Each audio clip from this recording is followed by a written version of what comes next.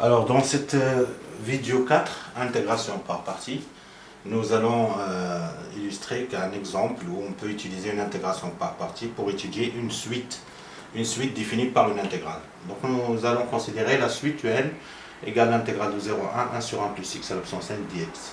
Donc nous voyons déjà que cette fonction n'admet pas une primitive évidente, puisque là nous avons 1 plus xn à la puissance moins 1.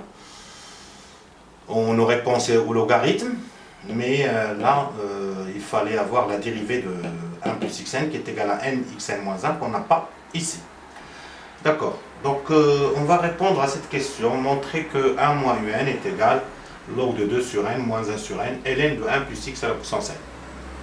Donc déjà, la présence de cette intégrale ici, de ce côté, et la fonction ln de 1 plus x à la puissance n, ça nous invite à utiliser l'intégration par partie. Et donc d'abord calculons 1 moins un et il faut écrire 1 moins un sous forme d'une intégrale pour faire une intégration par partie. On a 1 moins un, donc nous allons considérer n appartenant à n. 1 moins un égale.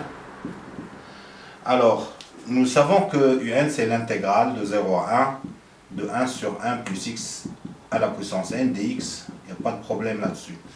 Mais pour écrire toute cette expression sous forme d'intégrale, on a besoin d'écrire le 1 aussi comme étant une intégrale de 0 à 1 d'une certaine quantité dx, avec ce signe moins. Donc, le plus facile, c'est d'écrire l'intégrale de 1, puisque l'intégrale d'une constante sur 0,1, c'est 1 moins 0 fois la constante. Donc, on peut écrire un moyen comme ça, ce qui nous donne une seule intégrale, qu'on appellera i, l'intégrale de 0 à 1. En faisant la différence, ça fait 1 plus xn moins 1, ça fait xn sur la linéarité de l'intégrale. On a utilisé la linéarité de l'intégrale et on a réduit au même dénominateur, on trouve ça. Xn sur 1 plus x à la puissance n. On appellera ça i. In, puisque ça dépend aussi de n. Donc maintenant, il faut faire une intégration par partie de cette quantité pour trouver celle-là. Donc déjà, j'ai une idée, c'est ln de 1 plus xn, c'est une fonction à utiliser. La dérivée de 1 plus xn, donc je dois avoir une expression ici du type 1 plus xn, et la dérivée de 1 plus xn, c'est nxn. Malheureusement, ici j'ai que nxn moins 1, et maintenant j'ai x à la puissance n. Donc je vais faire apparaître le xn moins 1 ici. On a cette expression, je peux l'écrire, ici, xn sur 1 plus xn, on peut l'écrire x fois x à la puissance n moins 1 sur 1 plus xn. Là, j'ai à peu près la dérivée de 1 plus xn, il me faut juste un certain n. Donc si j'ajoute le n ici, pour compenser, je divise par n. Donc il est clair qu'il faut poser cette fonction comme étant une dérivée de ln de 1 plus x à la puissance n, et celle-là, on va la poser u. Donc voilà u, v'. U, et là, je l'appelle v'. Donc, posons u de x égale x sur n, v' de x égale n x à la puissance n moins 1 sur 1 plus xn, et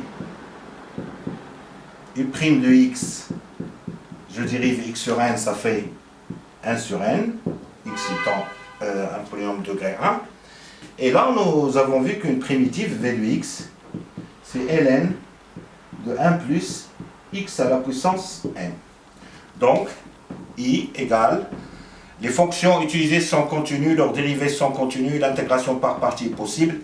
I est égal, le crochet, le produit des deux fonctions, x sur n, ln de 1 plus x à la puissance n, prise entre les bornes c'est 0 et 1, moins l'intégrale de 0 à 1, u' v de x. U' v de x, ça fait 1 sur n fois ln de 1 plus x à la puissance n dx. Après le calcul, ça fait en 1, ça fait 1 sur n. 1 sur n. ln de 1 plus 1 à la puissance n, ln de 2. Et lorsque je remplace par 0, j'obtiens ln de 1. ln de 1, c'est 0. Moins, je peux faire sortir le 1 sur n. ln, l'intégrale de 0 à 1 de ln de 1 plus x à la puissance n dx, qui est égal à l'expression souhaitée, log de 2 sur n, moins 1 sur n, intégrale de 0 à 1, log de 1 plus x à la puissance n dx. Donc voilà, l'intégration par partie utilisée pour étudier une suite.